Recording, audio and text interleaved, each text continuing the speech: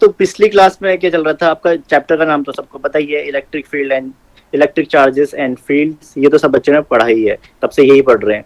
अब जो पिछली क्लास थी, पिछली क्लास को जरा रिपीट करना पड़ेगा कि पिछली क्लास में क्या क्या हुआ था। तो जरा फटाफट रिपीट कर देते हैं पिछली क्लास। तो पिछली क्लास आपके पास कुछ ये वाली थी पिछली क्लास, जिसमें कि मैंने आपको बताया था कि electric field on the axis of dipole के लिए जो ई नेट यानी कि नेट इलेक्ट्रिक फील्ड की वैल्यू किसी पॉइंट P में जो आती थी वो आती थी 2kp/r³। जो वैल्यू मैं ये बता रहा हूँ एकदम बाय हार्ट याद होनी चाहिए ये वैल्यू। ये ऐसी नहीं होनी चाहिए कि आप डिराइव कर रहे हो, डिराइव करना आना चाहिए, अच्छी बात है, डिराइव तो आना ही चाहिए क्योंकि डेरिवेशन तो आती ही है, पर ये साथ में डायरेक्ट वैल्यू भी याद होनी चाहिए क्योंकि इसके न्यूमेरिकल भी आते हैं। तो बार बार डिराइव थोड़ी करोगे इसको, तो ये डायरेक्ट वैल्यू आपको याद भी होनी चाहिए, पहले बता रहा हूँ, ठीक है। उसके बाद मैंने बोला था कि जब आप पे ये वाला केस होता था, जब आपको एक्सिस के मतलब एक्सिस में निकालना पड़ता था या डाइपोल की एक्सिस में कोई पॉइंट P गिवन था जहां पर आपको ई नेट यानी कि नेट इलेक्ट्रिक फील्ड की वैल्यू निकालनी होती थी, तो उस टाइम मैंने बोला था आपको कि जो ई नेट यानी कि नेट इलेक्ट्रिक फील्ड की डायरेक्शन देख लो किधर से किधर है, इधर से इधर है। सेम यहाँ पर देखो डाइपोल की डायरेक्शन कहाँ से कहाँ होती है, नेगेटिव चार्ज से पॉजिटिव चार्ज, यानी direction of dipole movement is this, ठीक है ना। तो डाइपोल मूवमेंट की डायरेक्शन भी यही है, ई नेट की डायरेक्शन यानी नेट इलेक्ट्रिक फील्ड की डायरेक्शन भी ये वाली ही है। यानी मैं बोल सकता हूं कि dipole movement and net electric field की डायरेक्शन क्या होगी, सेम होगी, ठीक है ना। यही मैंने उस टाइम लिखवाया था। पीडीएफ जरूर देख लें, जब डेली पीडीएफ जो आती है उसको उस दिन का काम उस दिन ही नोट करें, अगले दिन के लिए ना छोड़े वरना दिक्कत में आ जाओगे, ठीक है ना। उसके बाद मैंने सेकंड केस आपको पढ़ाया था, electric field on the equatorial line of a electric dipole. तो अगर आपके पास इक्वेटोरियल लाइन यानी परपेंडिकुलर बाइसेक्टर में कोई पॉइंट P गिवन है और इस P पॉइंट के लिए आपने ई नेट की वैल्यू निकालनी थी, तो उसका फॉर्मूला जो उसके लिए फाइनल फॉर्मूला आपके पास आया था वो आया था ई नेट इक्वल्स टू kp/r³। ये वैल्यू भी एकदम याद रखनी है आपको, ठीक है। एकदम बात याद रखना, जो बोल रहा हूँ याद करने के लिए वो डायरेक्ट वैल्यू आपको याद होनी चाहिए, ठीक है। अब मैंने क्या बोला था यहाँ पर कि आप अगर डाइपोल मूवमेंट की डायरेक्शन वो तो हमेशा फिक्स्ड होती है, नेगेटिव चार्ज से पॉजिटिव चार्ज की ओर, जो आपको दिख रहा है यहाँ पर, ठीक है। अब ई नेट की डायरेक्शन हम देखें या फिर नेट इलेक्ट्रिक फील्ड की डायरेक्शन देखें तो वो आपको दिख रही है यहाँ पर कि नेट इलेक्ट्रिक फील्ड की डायरेक्शन इधर से इधर है, डाइपोल मूवमेंट की डायरेक्शन इधर से इधर, इलेक्ट्रिक फील्ड की डायरेक्शन इधर से इधर।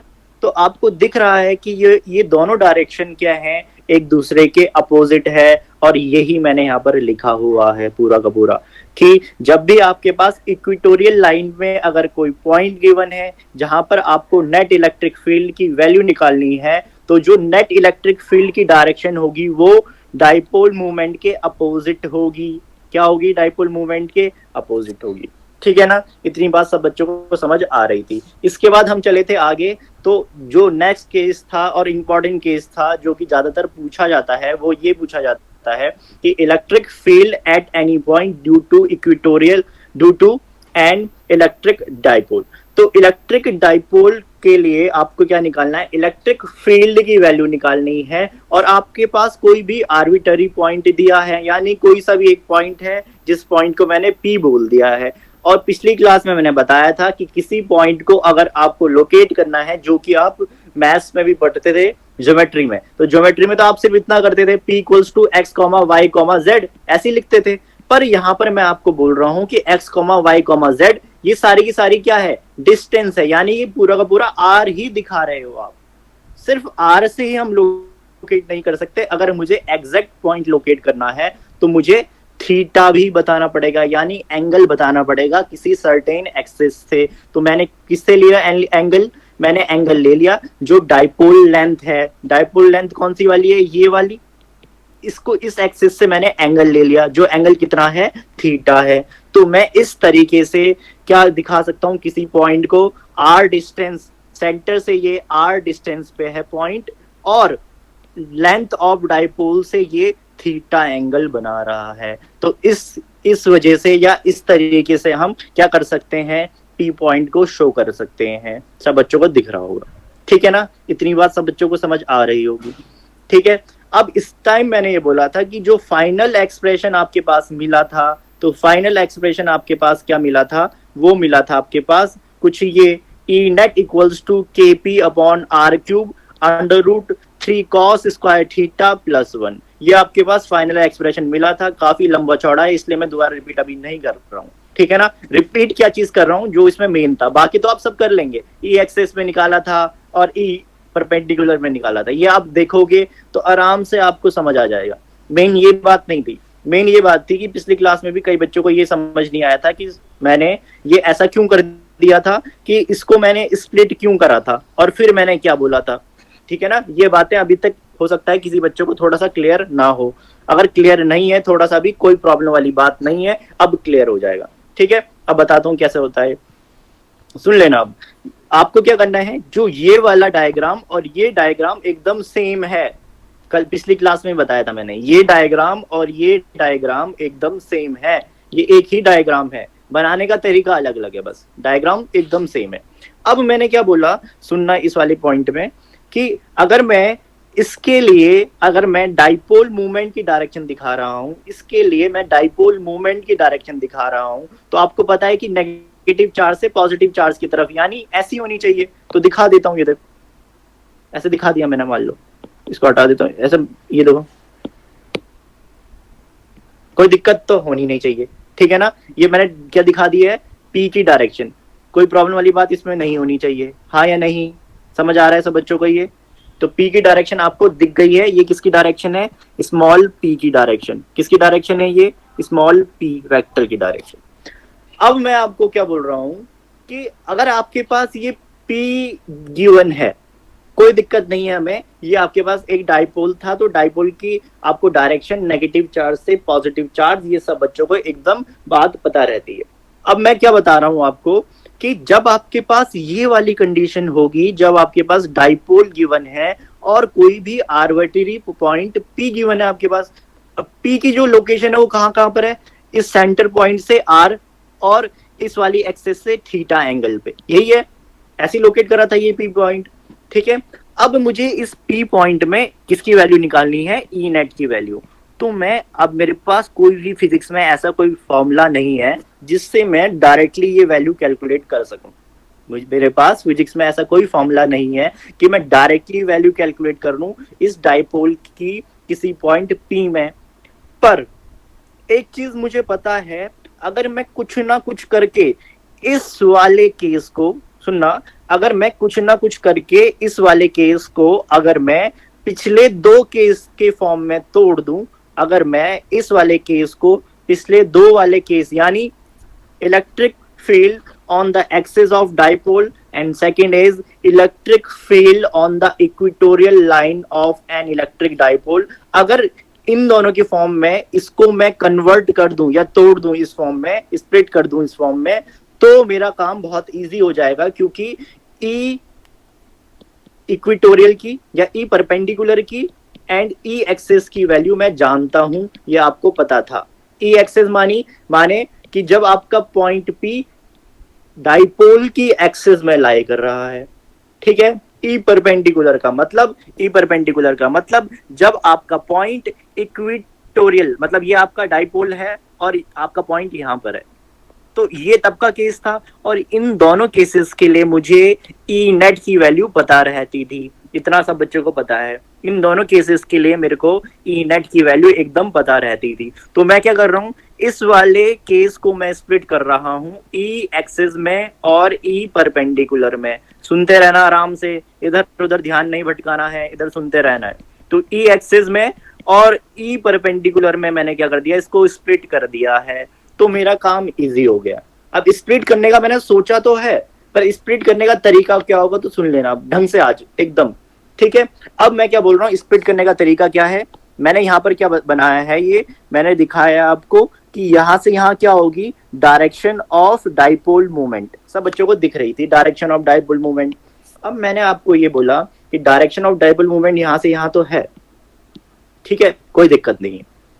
आप इस चीज को इस तरीके से एज्यूम करें, आप इस P को इस तरीके से एज्यूम करें कि जो ये P वेक्टर है, जो ये पी वेक्टर है ये दो किसी दूसरे वेक्टर्स का रिजल्टेंट है। क्या मैं बता रहा हूं आपको, जो आपका ये पी वेक्टर है ये किसी दो का रिजल्टेंट है। कैसा, जैसे आप 11th में पढ़ते थे, एक वेक्टर ए है आपके पास, ये एक वेक्टर है बी आपके पास, ये तो इनका रिजल्टेंट क्या होगा, यही तो होगा आर, जो उसके 20 से होते जाएगा। ये दिखता था सबको, ये तो सबने देखा है 11th क्लास में कि एक वेक्टर ए ये है, दूसरा वेक्टर बी ये है, तो इनका जो रिजल्टेंट होगा वो 20 से होते हुए जाएगा, जो कि आर होता था, जो हम निकालते थे, चाहे हम ट्राइंगल लॉ से निकालें चाहे हम पैरेललोग्राम लॉ से निकालें, ऐसी तो निकालते थे। रिजल्टेंट का formula R equals to A plus B, तो हम यही तो बोलते थे कि जो आर आपका बना है वो वेक्टर ए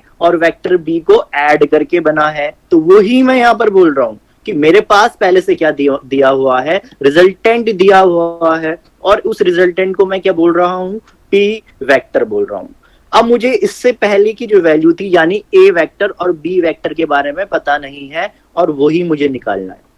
समझ आ रही है बात क्या बोल रहा हूं मैं? इस आर जो आपको यहाँ रिजल्टेंट दिख रहा है वो इस केस में एज्यूम करना कि क्या है, पी वेक्टर है।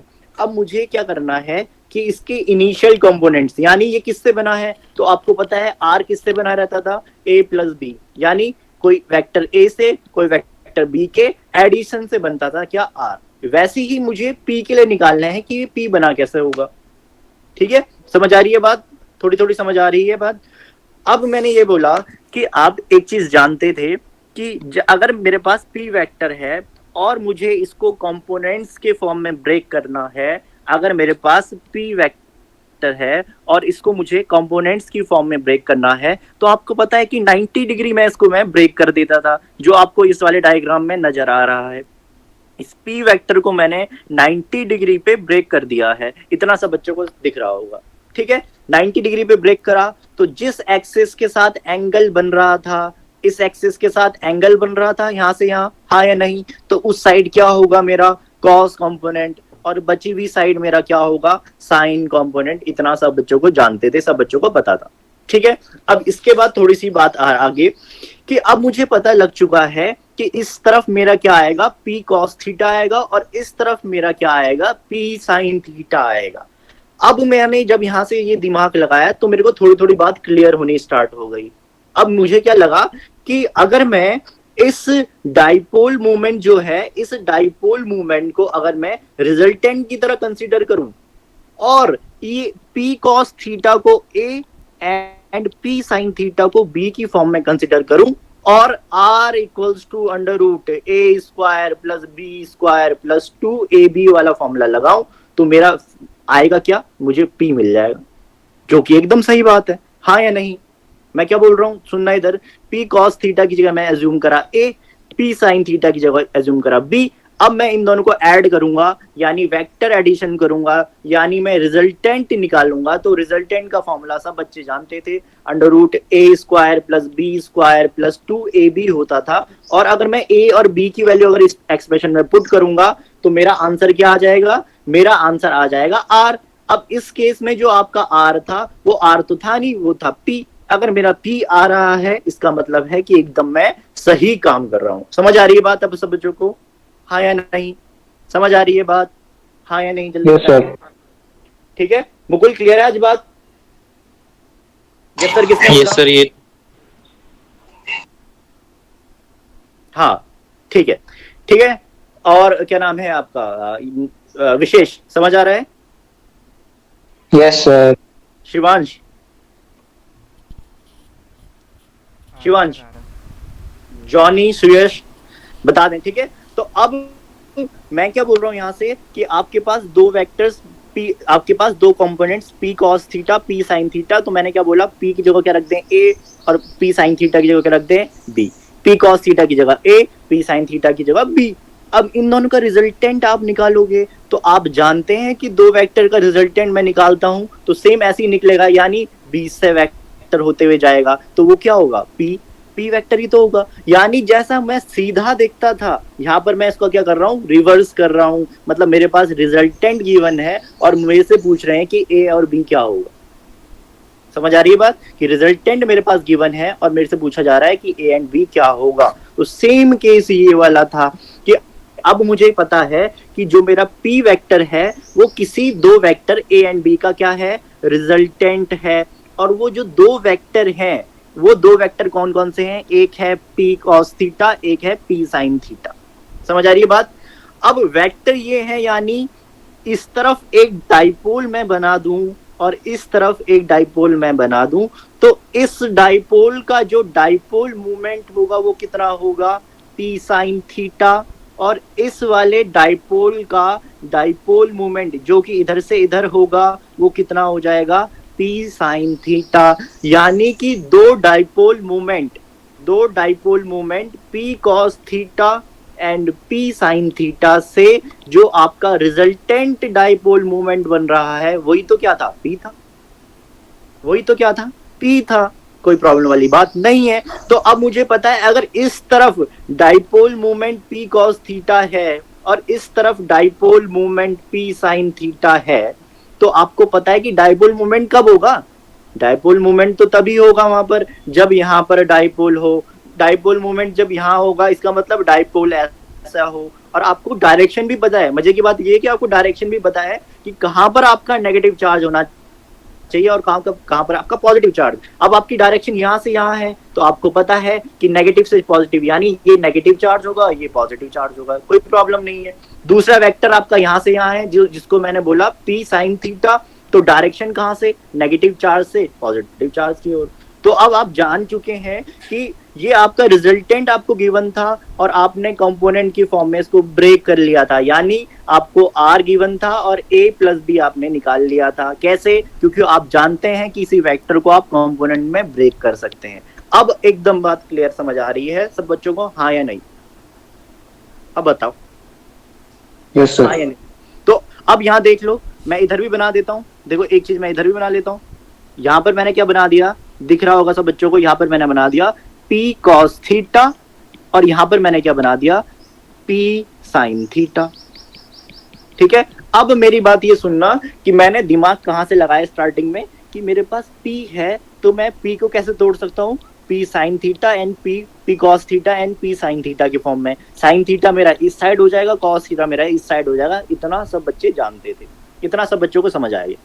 हल्का सा कॉन्सेप्ट मैंने क्या लगाया, जिन बच्चों को इस चीज में प्रॉब्लम थी कि सर आपने यहाँ पर आप डाइपोल मोमेंट लिख रहे हैं, पता नहीं कहाँ से आप डाइपोल लेके आ गए हो। यहाँ पर डाइपोल मोमेंट लिखा, हम जानते पी को डाइपोल मोमेंट बोलते हैं, आप पता नहीं कहाँ से डाइपोल लेके आए। तो मैंने ये बोला अगर इस डायरेक्शन में डाइपोल मोमेंट है तो डाइपोल मोमेंट की कंडीशन क्या है, डाइपोल मोमेंट तो तभी होगा ना जब डाइपोल होगा। डाइपोल का तो मूवमेंट को हम डाइपोल मूवमेंट बोलते हैं, तो डाइपोल ही नहीं होगा तो मूवमेंट किस बात का। तो इसका मतलब है अगर इस डायरेक्शन में आपका डाइपोल मूवमेंट है यानी इस डायरेक्शन में भी आपका क्या होगा, डाइपोल होगा। अगर इस डायरेक्शन में डाइपोल मूवमेंट है तो इसका मतलब है कि इस डायरेक्शन में आपका क्या होगा, एक डाइपोल होगा। क्या अब बात समझ में आ रही है? क्या अब बात सर यही वाली नहीं है, क्या चीज, ये वाली नहीं आई सर। मतलब हमने कैसे लिया सर इसको, ई एक्सिस और ई परपेंडिकुलर जो हमने लिया था ना, इसको ब्रेक हाँ। करने के बाद बस यही नहीं आया सर समझ में। अब आ गया है?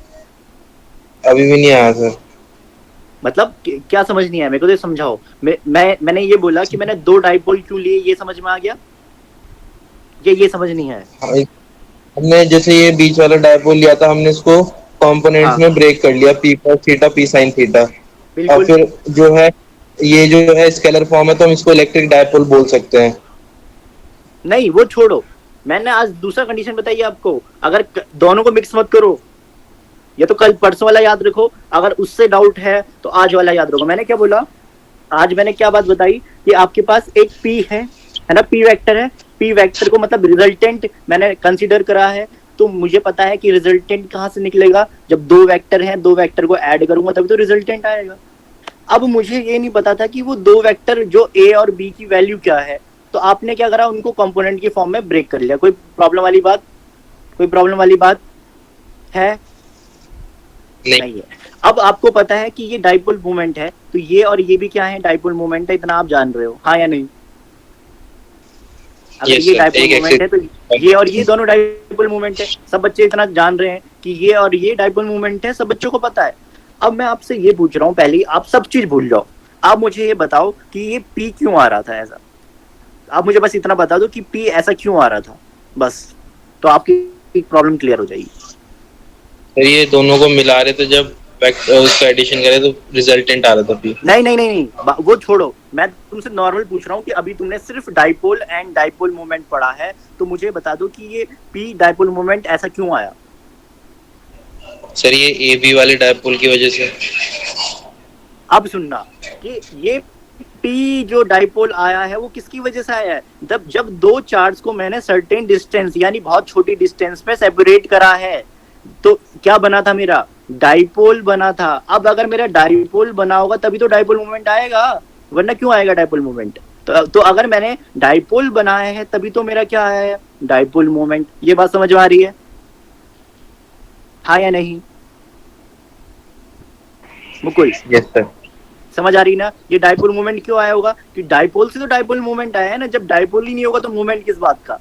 तो डाइपोल मोमेंट कब आएगा, जब आपके पास डाइपोल होगा। इस सेम एनालॉजी को आगे बिठाओ कि इस तरफ अगर आपके पास डाइपोल मोमेंट कितना आ रहा है, पी कॉस थीटा, यानी डाइपोल मोमेंट कब आ रहा होगा, जब यहाँ पर एक डाइपोल होगा। अगर यहाँ पर डाइपोल मोमेंट आ रहा है तो कब होगा, जब यहाँ पर भी तो डाइपोल होगा। अगर डाइपोल ही नहीं होंगे तो डाइपोल मोमेंट कहाँ से आएगा। अब बात समझ आ रही है, अब आई बात समझ में? यस सर, डाइपोल की वजह से इसका मूवमेंट होगा। हाँ, तो तभी तो मूवमेंट आएगा। ठीक है, अब किसी बच्चे को डाउट है तो बताओ कि मैंने ये क्यों एज्यूम करा, क्योंकि पिछली जब मैंने स्टार्टिंग वाले केस में बताया था तो उस टाइम मैंने तुम्हें ये बताया था कि हमने एज्यूम कैसे करा, और अब मैंने बुरी बुरी कंडीशन उसमें रख दी है। तो अब आप बच्चों को समझ नहीं आया किसी बच्चे को तो बताएं। सुहानी समझ आ रहा है? सुहानी? Yes sir. अक्षिता समझ में आ रहा है? जल्दी बता दें किसी बच्चे को जरा सा भी डाउट है, देखिए। Yes sir. क्योंकि अगर ये तुमने अच्छे से समझ लिया ना तो बहुत मजे वाली बात है, और नहीं तो ये हर साल बच्चों का यही सेम डाउट होता है। मैं बता रहा हूँ तुम्हें कि ये दो क्यों ले लिए, और आप कहीं भी चेक करोगे तो किसी ने भी ढंग से नहीं बताया, कहीं नहीं, यहाँ देखिए बुक में भी नहीं लिखा है। तो तुम्हें ढंग से बता रहा हूँ, इसलिए ढंग से समझ लो। मैंने क्या बोला, जिस बच्चों को समझ नहीं आया लास्ट टाइम रिपीट कर देता हूँ फटाफट, कि मैंने ये बोला आपको, अगर डाइपोल मूवमेंट इस तरफ आ रहा है तो क्यों आ रहा होगा, क्योंकि आपके पास डाइपोल है तभी तो मूवमेंट बन रहा है पी। और मूवमेंट कंडीशन क्या है, नेगेटिव चार्ज से पॉजिटिव चार्ज। तो आप पहली बात तो आप डायरेक्शन और डाइपोल कैसे डिफाइन कर सकते हो जब आपके पास डाइपोल ही नहीं है।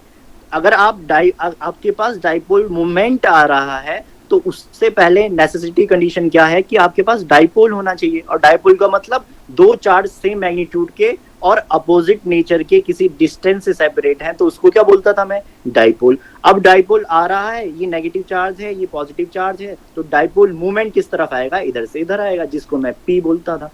तो ये पी आया क्यों, क्योंकि जब ये दो कंडीशन थी, मतलब दो आपके पास स्मॉल चार्ज या फिर दो चार्ज सेम मैग्नीट्यूड और अपोजिट नेचर के कुछ डिस्टेंस से सेपरेट थे, तभी तो आपका मूवमेंट आया है।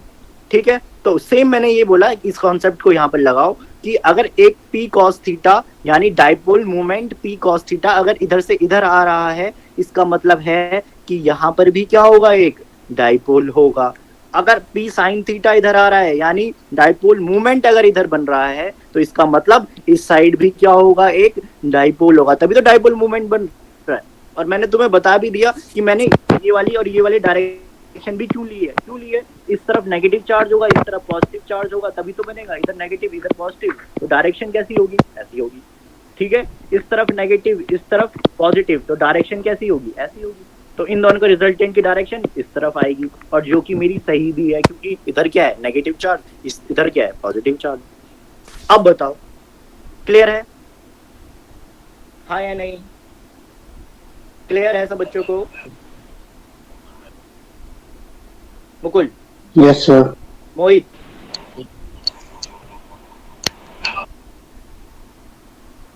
ठीक है, तो फिर अब चल सकते हैं। ये तो हो गया था कल का केस, और इसकी जो फाइनल वैल्यू आई थी, जो आपको जरूर याद रखनी है, जो कि आपकी फाइनल वैल्यू कितनी आई थी, E net equals to K P upon R cube √3 cos square theta plus 1।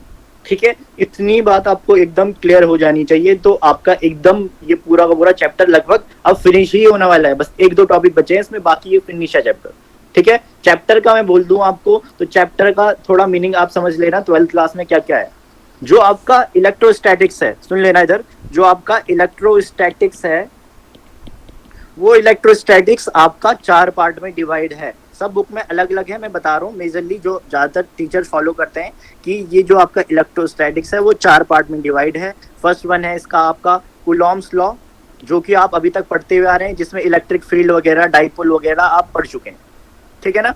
Second आता है इसमें गॉस लॉ, जहां पर आप फ्लक्स वगैरह के बारे में पढ़ेंगे, गॉस लॉ, ठीक है ना। ये हो गया आपका सेकंड चैप्टर। थर्ड चैप्टर आपका हो गया इलेक्ट्रोस्टैटिक पोटेंशियल, ठीक है, ये हो गया आपका थर्ड चैप्टर।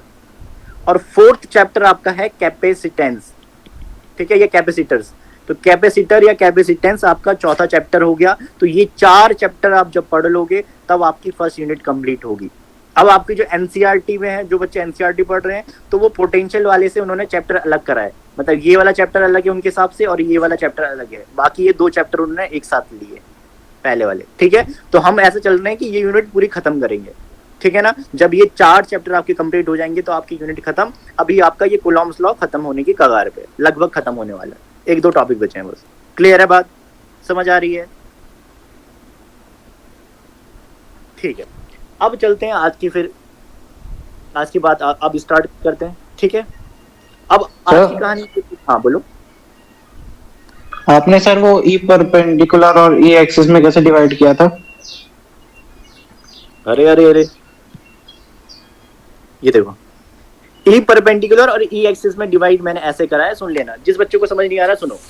अब मैंने क्या बोला कि आपका डाइपोल, इस तरफ डाइपोल मूवमेंट क्यों आ रहा है पी कॉस थीटा, क्योंकि मैंने बोला कि इस तरफ आपका एक डाइपोल होगा। समझ आ रही है बात? इस तरफ आपका क्या होगा, डाइपोल होगा। समझ आ रही है बात? अब क्या करूं, जिसको ऐसा समझ नहीं आ रहा है इसको आप रोटेट करके हॉरिजॉन्टल कर लो, कोई बड़ी बात थोड़ी है।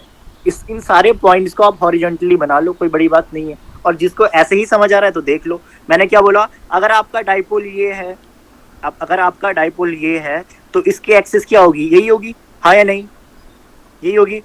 अब इस एक्सिस में एक पॉइंट आपको P गिवन है, तो ये क्या वही कंडीशन नहीं हो गई कि डाइपोल की एक्सिस में एक पॉइंट P है, वहां पर आपको क्या निकालनी है, इलेक्ट्रिक फील्ड की वैल्यू निकालनी है। और उस इलेक्ट्रिक फील्ड की वैल्यू कैसे आती थी, तो आपको पता था कि B वेक्टर से उस तरफ, तो B वाले चार्ज से उस तरफ, यानी पॉजिटिव चार्ज की तरफ आता था, तो यही तो आता था। फर्स्ट वाला केस देखना, ठीक है। अब दूसरा केस मैंने ये बताया कि अगर P साइन थीटा इस तरफ है, यानी dipole movement P sine theta इस तरफ है, तो यानी एक डाइपोल इस तरफ होगा, तो ये मैंने बना दिया एक डाइपोल, ठीक है। अब आपको क्या लग रहा है कि ये वाला जो डाइपोल है इसकी इक्वेटोरियल लाइन पे एक पॉइंट क्या है, P है। ये देखो, ये परपेंडिकुलर तो बनेगा लगभग, देखो ढंग से अगर एकदम परफेक्ट बनाओगे तो परपेंडिकुलर ही बनेगा। ये है आपका क्या, डाइपोल, इसके ये वाली हो गई इक्वेटोरियल लाइन, और इसी में ही क्या है आपका पॉइंट P है।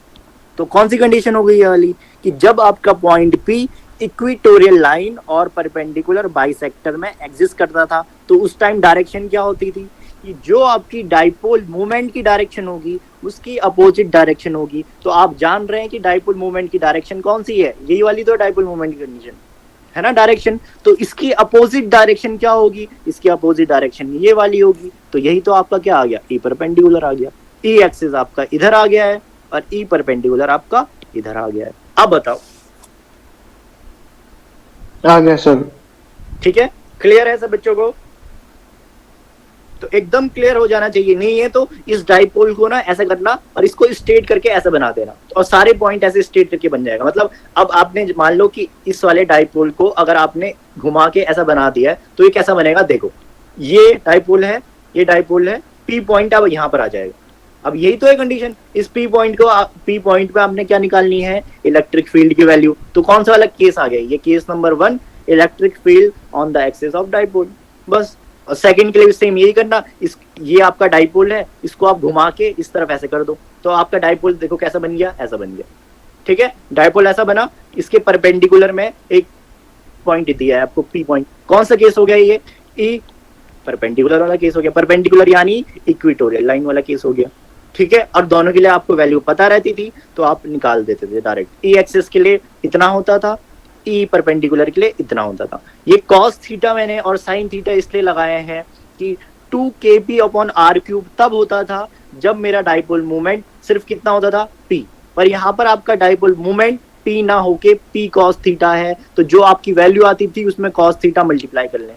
सेम मैंने बताया कि परपेंडिकुलर वाले केस में 2kp/r³ तब आता था जब आपका जो डाइपोल मोमेंट होता था वो कितना होता था, p होता था। पर यहाँ पर तो p sin थीटा है, तो जो आपके पास आया आंसर उसमें मल्टीप्लाई कर लो sin थीटा की, बस, और उसका रिजल्टेंट निकालोगे तो आपकी वैल्यू आ जाएगी, जो कि आपकी ये आ रखी है वैल्यू। ठीक है ना, क्लियर है बात? जिन बच्चों ने पिछली क्लास अटेंड नहीं करी है वो कृपया करके पिछली वाली क्लास का वीडियो बाद में देख लें, आज मैं डाल दूंगा, देख लें तो आपको समझ आ जाएगा। पहले वाली वीडियो देखें, फिर आज की क्लास रिपीट करके देखना, तो समझ आपको एकदम आ जाएगा कि क्या बात चल रही है। ठीक है ना, क्लियर है? क्लियर है? ठीक है, चलते हैं। Yes sir. अब आज का केस लेते हैं। तो आपके पास ये क्वेश्चन गिवन है, क्या आप इस क्वेश्चन को कर सकते हैं, हाँ या नहीं? जल्दी बताएं, पढ़ें क्वेश्चन को और देखें क्या आप सॉल्व कर सकते हैं इस क्वेश्चन को। कितने बच्चे सॉल्व कर पाते हैं बताना, जल्दी बताओ, टाइम नहीं जाता। सर हो जाएगा। हो जाएगा? कौन बोल रहा है हो जाएगा? नाम बताओ। सर विशेष।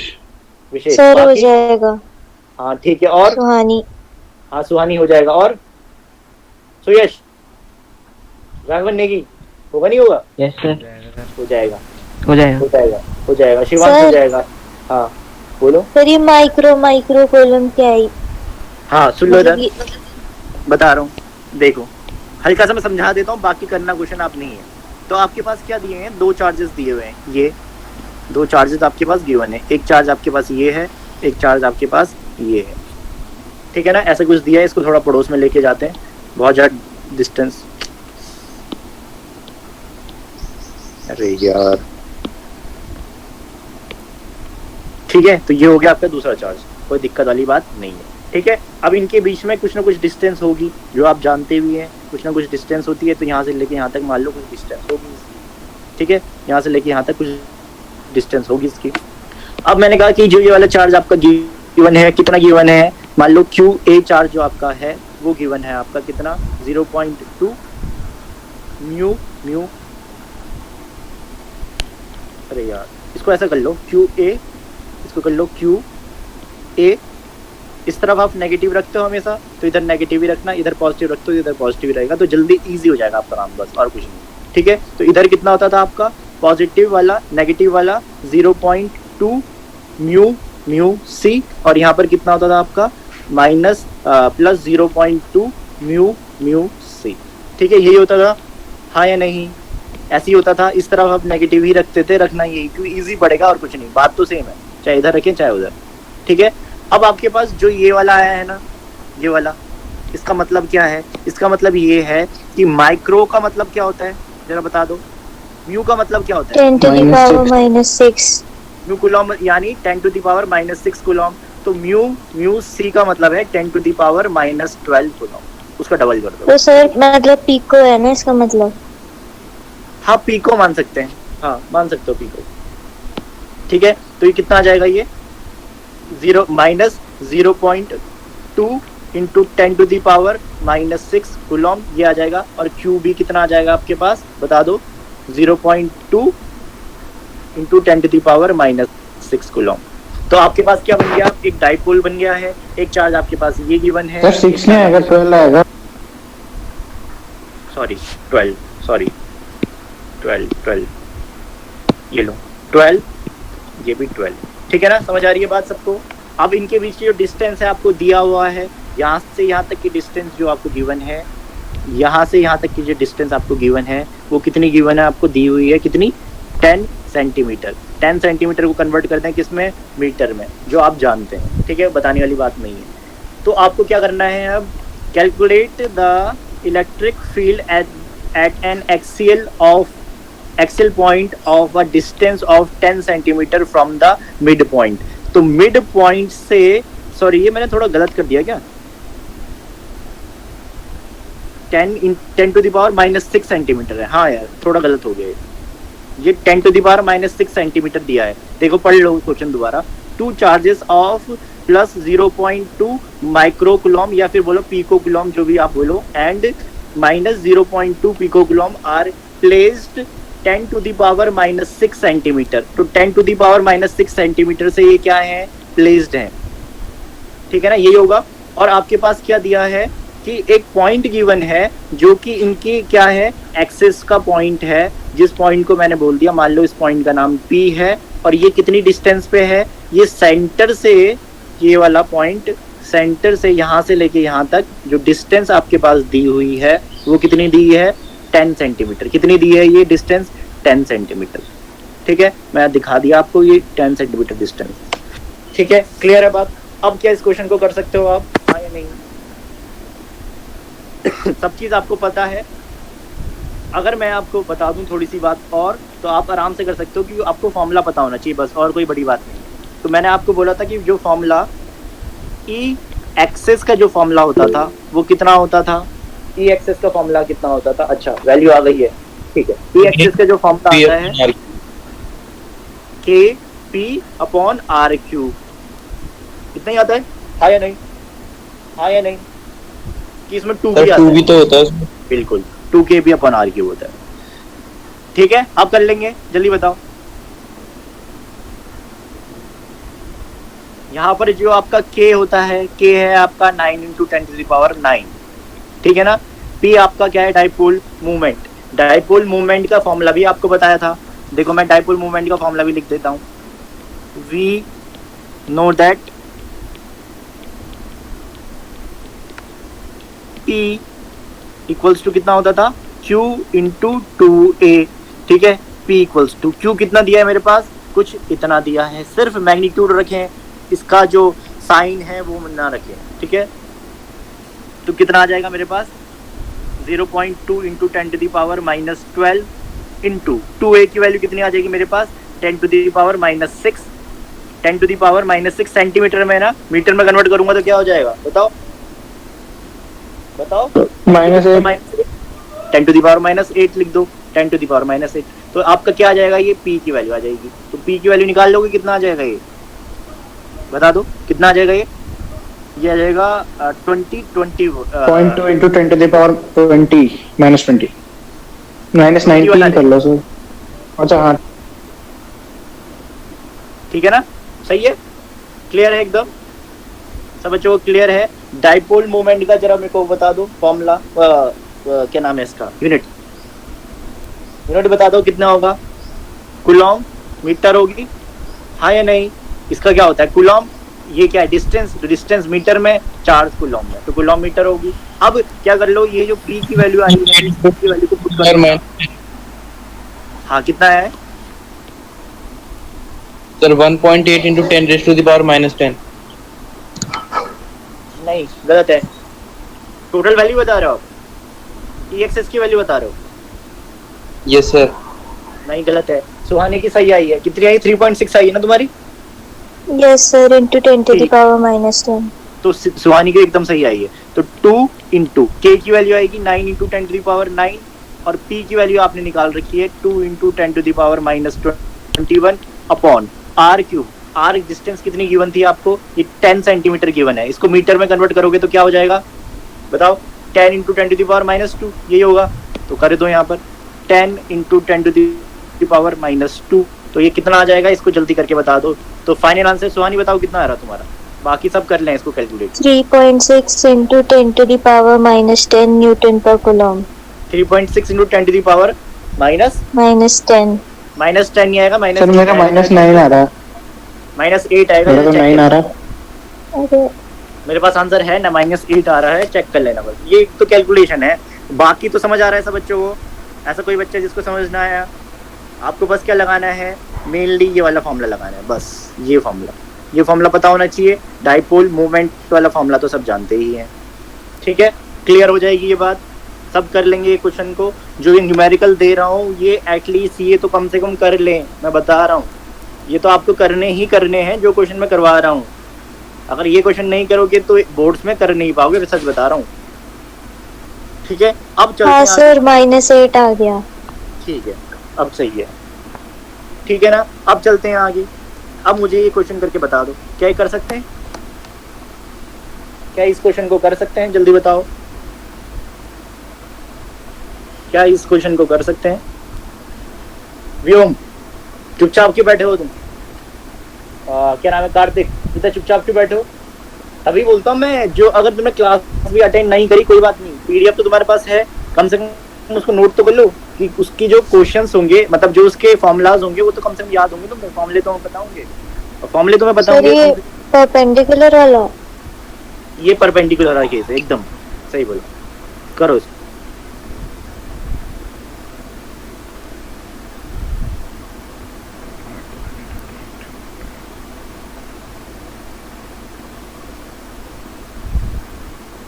हाँ व्योम, क्या हुआ? कहाँ हो तुम? तुम्हारी आवाज नहीं आ रही है। क्लास में हो या नहीं हो?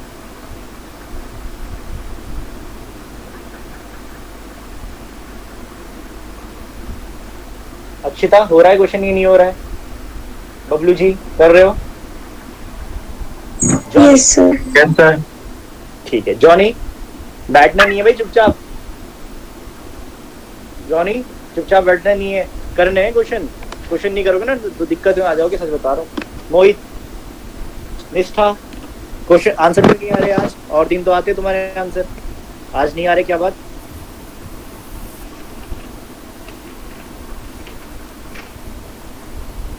आज खाना वाना नहीं खाया क्या? क्या दिक्कत है? निष्ठा, निष्ठा तो गायब भी हो गई। यस सर, नहीं सर यही हूँ। अच्छा ठीक है, करो क्वेश्चन। इसमें तो कुछ नहीं है, डायरेक्ट फॉर्मूला बेस्ड क्वेश्चन करवा रहा हूँ, ये बहुत ज्यादा टफ नहीं है, पर ये पता होने चाहिए कि कैसे कैसे करना है।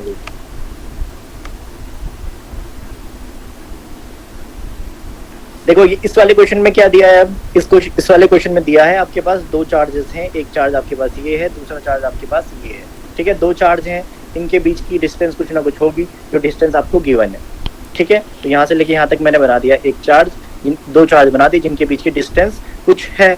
अब वो डिस्टेंस कितनी है वो आपको यहाँ पर दे रखी है, कितनी दी हुई है? 10 सेंटीमीटर, है ना। Dipole, electric dipole of length 10 centimetre. तो लेंथ ऑफ इलेक्ट्रिक डाइपोल का मतलब है कि इन दो चार्ज के बीच की जो डिस्टेंस होती है उसको क्या बोलते हैं हम? Length of electric dipole. एकदम याद रखना इस बात को, सब बच्चों को बता रहा हूँ, ठीक है। और यहाँ पर आपके पास चार्ज दिए हैं दो, तो यहाँ लिख देता हूँ Q1 चार्ज आपके पास दिया है +100, यहाँ पर हटा देता हूँ, छोड़ो यहाँ नहीं लिखता। Q1 यहाँ पर +100 माइक्रोकूलम दिया है आपके पास, चलो लिख लो। और Q2 आपके पास दिया हुआ है, Q2 आपके पास दिया है -100 माइक्रोकूलम, ठीक है। तो -100 माइक्रोकूलम का मतलब क्या है? 100 माइक्रोकूलम का मतलब 100 × 10⁻⁻6 कूलम, और ये जो Q2 आपके पास गिवन है वो है -100 × 10⁻⁻6 कूलम, ठीक है। इतनी बात समझ आ जानी चाहिए, ठीक है। जिनके आंसर आ रहे हैं देख रहा हूँ, एक मिनट बस, ठीक है। उसके बाद चलते हैं आगे। इसके बाद क्या होगा नेक्स्ट? आपके पास क्या गिवन है कि जो ये पॉइंट है, जो आपके पास जो पॉइंट दिया हुआ है, ये पॉइंट दोनों चार्जेस से, ये लिखा हुआ है देखो, ये तो लिखा consisting of charges of 100 microcoulomb and -100 microcoulomb at a point 20 centimetre from each charge. यानी दोनों चार्ज से ये पॉइंट कहाँ पर है? 20 सेंटीमीटर पे। यानी ये पॉइंट आपको दिखा देता हूँ कि ये इक्वेटोरियल लाइन पे है। सेंटर से क्या बना दो? एक परपेंडिकुलर, और परपेंडिकुलर के पास एक पॉइंट बना दो यहाँ पर P पॉइंट, जिसको मैंने बोल दिया।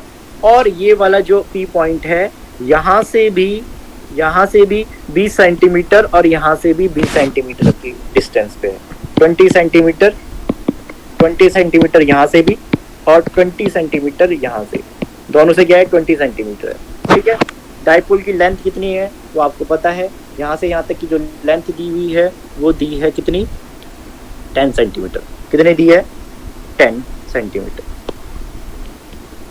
ठीक है। इतना सब बच्चों को समझ में। अब आपको पता है इस केस में जो P की वैल्यू आती थी, इस केस में जो E की वैल्यू आती थी, E की वैल्यू कितनी आती थी इस केस में? E नेट की वैल्यू, E नेट की वैल्यू बताओ इस केस में क्या आती थी? KP/R³ आती थी, है ना, ये आती थी KP/R³। अब KP/R³ जब आ रही है आपकी, तो P की वैल्यू आपको पता है, P कितना होता है? Q × 2A। इतना भी सब बच्चे जानते हैं। अब Q कितना है? Q बता दो कितना है? Q आपके पास 100 माइक्रोकूलम, तो 100 लिख दो यहाँ पर। 100 into 10 to the power -6 into 2a। 2a distance कौन सी होती है, यहाँ से यहाँ तक डिस्टेंस को क्या बोलते थे हम, 2a, और 2a की वैल्यू मेरे को दी है 10 सेंटीमीटर। 10 सेंटीमीटर को मीटर में कन्वर्ट करूंगा तो कितना आ जाएगा, 10 into 10 to the power -2 metre. ठीक है ना। तो p की वैल्यू कितनी आ जाएगी, आप बता दो मुझे, p की वैल्यू कितनी आ जाएगी, 1 इंटू 10 to the power कितना आ जाएगा ये? -5. 10 टू द पावर -8 की हो गया है और -5। ठीक है, -5 कूलॉम मीटर। ठीक है, इतना सब बच्चों को समझ आ जाना चाहिए। अब इसके बाद चलते हैं थोड़ा सा आगे। यहाँ पर आपको सब चीज पता है, एकदम सारी चीज पता है, तो सबकी वैल्यू पुट कर दो। तो ई नेट की वैल्यू कितनी आ जाएगी आपके पास, ई नेट की वैल्यू जो आएगी आपके पास वो आएगी के 9 इंटू 10 टू द पावर 9। ठीक है, इंटू पी की वैल्यू कितनी गिवन है आपके पास, पी की वैल्यू आपके पास गिवन है कितनी, 1 into 10 to the power -5 upon R cube की वैल्यू कितनी गिवन है, 10 इंटू 10 टू द पावर -2 का होल क्यूब। ठीक है ना। अब मुझे बता दो कि इसका फाइनल आंसर कितना आ रहा है, जल्दी बताएं। सर 1.125 इंटू पावर माइनस वो 10 to power 7 newton per coulomb. 10 to the power 7, okay, 10 to the power 7 newton per coulomb, यही होगा। समझ आ रही है सब बच्चों को बात। तो इस तरीके के सारे क्वेश्चन आपको करने पड़ेंगे, जैसे कि ये वाला क्वेश्चन है, ये वाला क्वेश्चन है। ठीक है ना, बहुत इजी क्वेश्चन है, टफ क्वेश्चन बिल्कुल नहीं है, बेसिक क्वेश्चन है बिल्कुल। ठीक है, अब अगर इतना क्वेश्चन सबको समझ में आ गया है, ये आंसर आ गया है, तो इसके बाद चलते हैं नेक्स्ट क्वेश्चन में। ये थोड़ा अच्छा क्वेश्चन है, देखो क्या कर सकते हैं इस क्वेश्चन को। इजी है, टफ नहीं है, पर अच्छा क्वेश्चन है, थोड़ा सा दिमाग लगाना।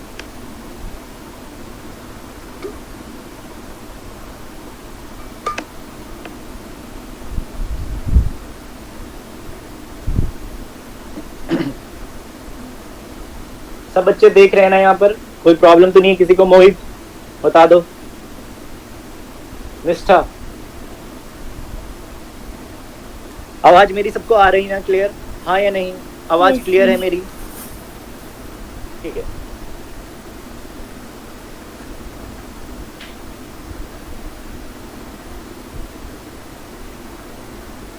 तो यहाँ पर दिखा दूं मैं आपको कि क्या क्या दिया हुआ है। 4 चार्जेस दिए हैं आपके, 4 चार्जेस दिए हैं, जिनके जो चार्ज हैं वो ये और ये गिवन है। ठीक है ना। Are placed at the corners of a square of each side 1 metre. ठीक है ना। तो आपके पास जो ये 4 चार्जेस हैं ये किसी स्क्वायर के कॉर्नर्स पे हैं, जैसे यहाँ पर, यहाँ पर, यहाँ पर और यहाँ पर। ठीक है, और जो कॉर्नर्स, जो ये स्क्वायर है इसकी साइड 1 1 1 1 मीटर में। ठीक है ना। तो आपको निकालना है कि find the electric field at the centre. Centre पे जो सेंटर पॉइंट O है वहां पर इलेक्ट्रिक फील्ड की वैल्यू कितनी होगी, ये जो कॉर्नर चार्जेस के वजह से। क्या निकाल सकते हैं, क्या निकाल सकते हैं? Yes sir. बस कर लो। ठीक है, मैं यहाँ पर बना देता हूँ, बाकी सब करो। अपने आप करना पड़ेगा भाई, वरना दिक्कत में आ जाओगे, खुद से करना पड़ेगा क्वेश्चन। तो आपके पास स्क्वायर मैंने बना दिया। ठीक है ना, स्क्वायर लग रहा है ना, हाँ लग तो रहा है। ठीक है ना, स्क्वायर है ये। ठीक है, और इसके कॉर्नर्स पे क्या है, पॉइंट चार्जेस रखे हुए हैं, ये चार्जेस रखे हुए हैं, तो मैं रख देता हूँ। एक यहाँ पर रखा है, एक यहाँ पर रखा है, एक यहाँ पर, एक यहाँ पर, ठीक है, और एक यहाँ पर। ठीक है, तो 4 चार्जेस आपके पास रखे हुए हैं यहाँ पर। और यहाँ पर लिख भी दो, नाम भी रख लो, चलो इनको फटाफट। यहाँ पर मैंने बोल दिया, इसको मैंने बोल दिया A, इसको मैंने बोल दिया B, इसको मैंने बोल दिया C, इसको मैंने बोल दिया D। ठीक है, और आपके पास जो चार्ज की वैल्यू दी है वो भी आपके पास गिवन है। तो चार्जेस की जो वैल्यू है वो कितनी है, A की वैल्यू है 4 कूलॉम, इसकी है 3 कूलॉम, प्लस का है, ये भी प्लस का है, इसका है, सॉरी ये -3 था ना, +3 था, ये -3 था, ओके, ये +3 और ये था आपके पास -3, और यहाँ पर आपके पास आएगा +2 कूलॉम। ठीक है, और यहाँ पर आपके पास है +3 कूलॉम। ठीक है, और डिस्टेंस सबकी कितनी है, 1 1 है, तो लिख देता हूँ 1 मीटर, 1 मीटर। मतलब अब समझ लेना कि स्क्वायर है तो हर जगह 1 मीटर होगी। ठीक है ना। और आपको अब क्या निकालना है, आपका एक मान लो सेंटर पॉइंट गिवन है आपके पास, ये मैंने सेंटर पॉइंट बना दिया, इसको मैंने O बोल दिया। ठीक है, क्या बोल दिया इसको मैंने, O। अब इस सेंटर पॉइंट पे आपको इलेक्ट्रिक फील्ड की वैल्यू निकालनी है। क्या निकाल पाएंगे या नहीं?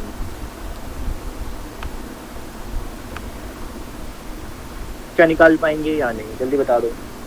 इस सेंटर पॉइंट पे जिसको मैंने O बोल दिया है, यहाँ पर इलेक्ट्रिक फील्ड की वैल्यू निकालेंगे। सौरभ समझ में आ रहा है? दोनों सौरभ की बात कर रहा हूं मैं। हाँ जी, यस सर। सौरभ 2 समझ आ रहा है? सर कर रहा हूँ, समझ आ रहा है? कर रहा हूँ। ओके ओके, करो ठीक ठीक है।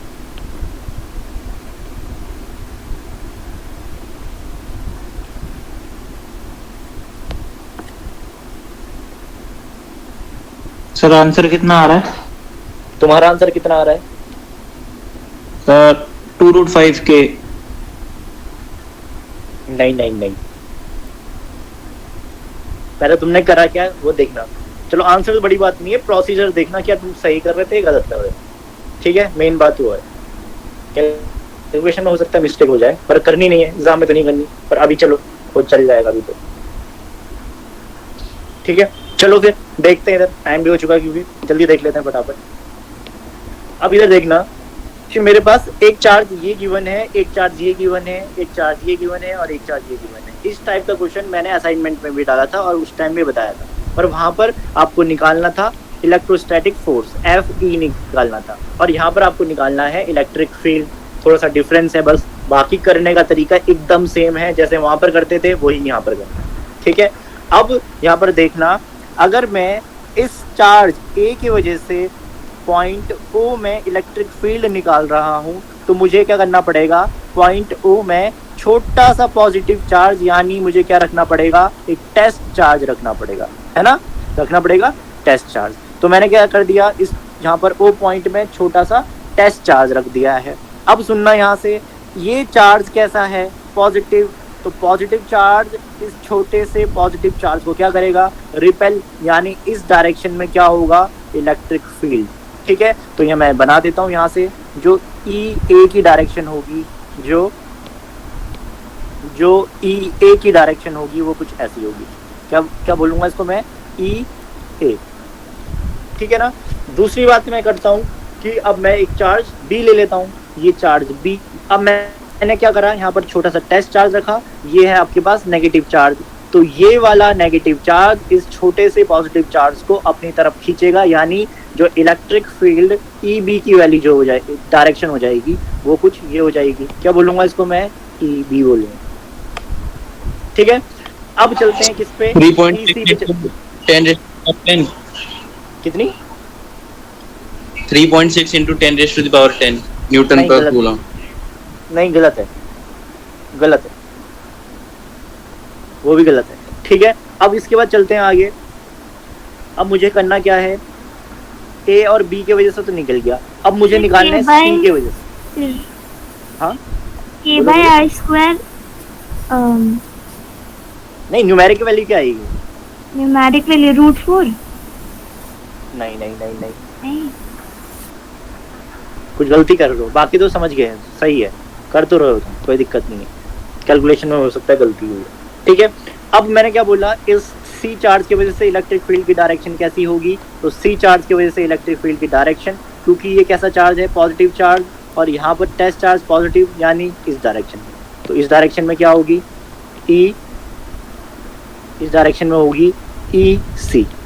अब सेम यहाँ पर आप अब इस चार्ज को कंसिडर करें ED को, तो ये पॉजिटिव चार्ज, यहाँ पर पॉजिटिव चार्ज, यानी इलेक्ट्रिक फील्ड की डायरेक्शन कुछ ये वाली होगी। तो मैं बना देता हूँ, यहाँ पर जो EB की डायरेक्शन होगी, कोई दूसरे उससे दिखा देता हूँ, EB की डायरेक्शन होगी वो ये वाली होगी, क्या, सॉरी, ED की डायरेक्शन ये वाली होगी। दिख रहा है अब आपको?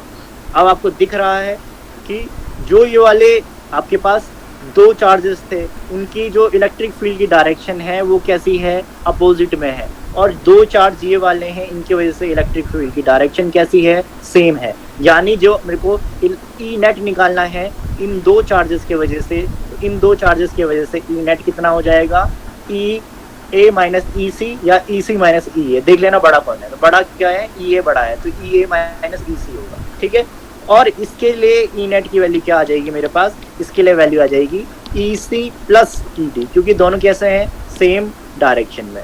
क्लियर बात समझ में आनी चाहिए, ठीक है। तो अब मैं अगर कैलकुलेशन करूंगा तो for charges A and C, the value of net electric field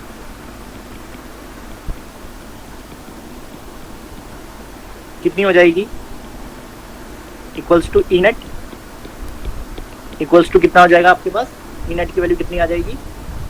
E net की वैल्यू आ जाएगी कितनी? ई ए माइनस ई सी।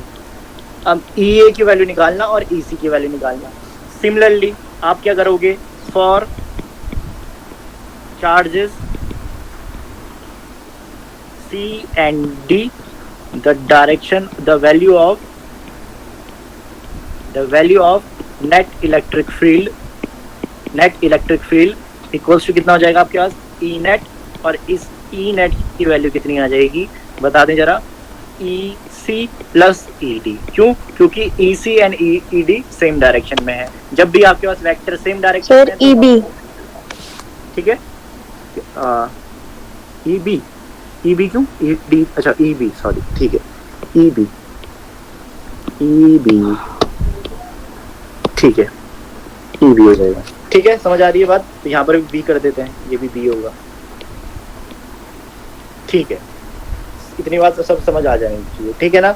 अब आपको अगर इतना क्लियर है तो पहले आप ई नेट ये वाला निकालें, ई नेट आप पहले ये वाला निकालें और फिर ये वाला निकालें, ठीक है ना।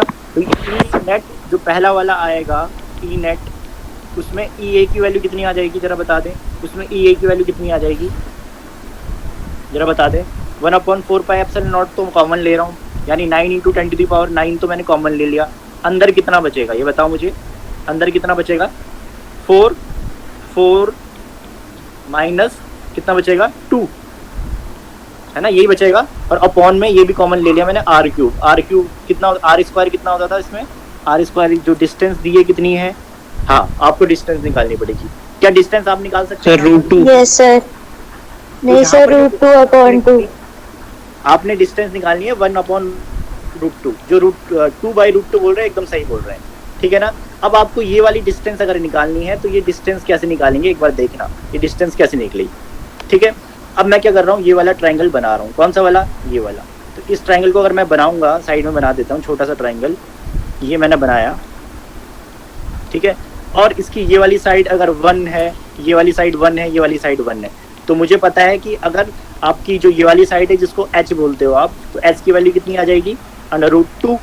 अब ये √2 कहाँ से कहाँ तक है? ये √2 पूरा यहाँ से यहाँ, सॉरी, √2 पूरा यहाँ से यहाँ तक है।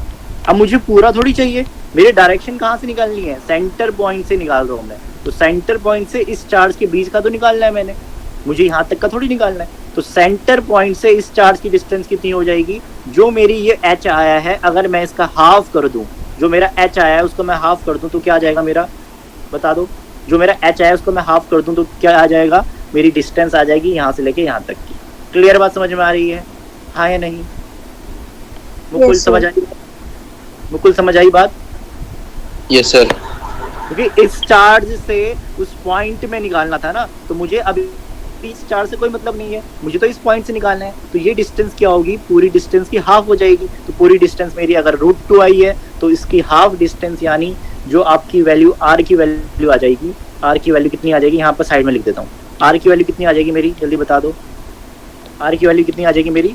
√2/2, यानी 1/√2।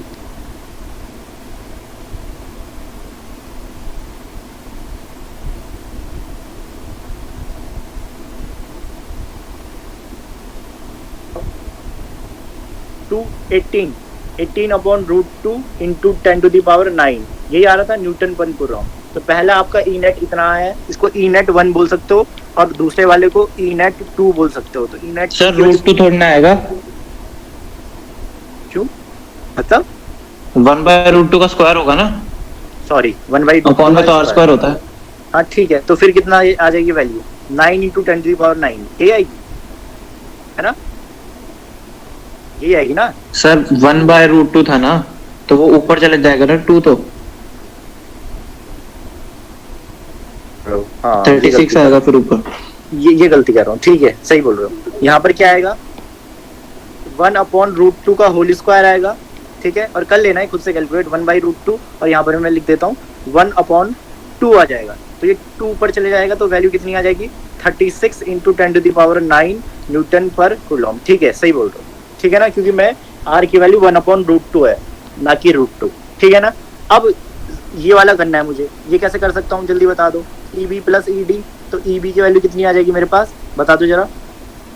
इसका भी डायरेक्ट कर देता हूँ, 9 × 10⁹ 1/√2 का होल स्क्वायर आ जाएगा, ये तो सबको पता है इतना आएगा। और अंदर कितना आएगा EB की वैल्यू, चार्ज B कितना है -3 + 3, तो कितना आ जाएगा, ये 0 आ जाएगा क्या, -3 + 3। सर माइनस तो डायरेक्शन के लिए ऐड करना है ना बस। हाँ तो ऐड तो करना पड़ेगा, तो 3 + 3 6 आएगा, तो टोटल कितना आ जाएगा बताओ। क्योंकि ई वाले फॉर्मूले में हम तो रखते नहीं है, क्या नहीं रखते हो, मैग्नीट्यूड तो कभी रखते नहीं हो, तो बता दो कितना आ जाएगा। 108 आएगा शायद।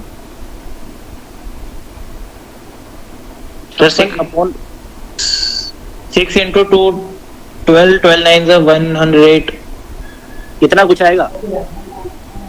हाँ सर 108 आएगा ना शायद से, ये 108 कितना आएगा, 6 2 12 2 5 112 112 × 10⁹ न्यूटन पर कूलम। क्या सही करा मैंने। सर 54 होता है 54 होता है, 54 होता है, 54 होता है, तो ये कितना आ जाएगा, तब तो सही करा है मैंने। 108 108 ठीक है। तो अब अगर इतना आंसर आपका आ चुका है तो इसका मतलब एकदम सही कर रहे हैं आप। अब आपके पास 2 ई नेट आए हैं, ठीक है ना। एक कौन सा वाला आया है, एक आया है आपको पता है कि दोनों आपने ऐड करे हैं, यानी ये EC और ED का जो ई नेट आया है उसकी डायरेक्शन तो यही वाली होगी, हाँ या नहीं। जो मैंने ई नेट 2 निकाला उसकी डायरेक्शन तो यही वाली होगी, क्योंकि दोनों वेक्टर इस वाली डायरेक्शन में ऐड हो रहे हैं, इतना तो सबको पता है, हाँ या नहीं, हाँ या नहीं, जल्दी बताएं, जल्दी बताएं। yes, हाँ या नहीं। और इस वाले केस में EA - EC हो रहा था, तो बड़ा कौन सा था, EA वाला बड़ा था, और वैल्यू पॉजिटिव आ रही थी, यानी जो EA की डायरेक्शन होगी वही क्या होगी, नेट डायरेक्शन होगी। यानी आपके पास 2 नेट डायरेक्शन आ रही है, कौन कौन सी है बना देता हूँ यहाँ पर। एक आपके पास ऐसा आ रहा है E नेट, एक इस डायरेक्शन में आ रहा है E नेट, और एक इस डायरेक्शन में आ रहा है E नेट, ठीक है। इसको मैंने बोला था E नेट 1, इसको मैंने क्या बोला था, E नेट 1 बोला था, और इसको बोला था E नेट 2, ठीक है। अब 2 वेक्टर आपके पास आ गया, तो बता दो कि इन दोनों की जो नेट डायरेक्शन होगी वो कैसे आएगी, रिजल्टेंट से आएगी, हाँ या नहीं।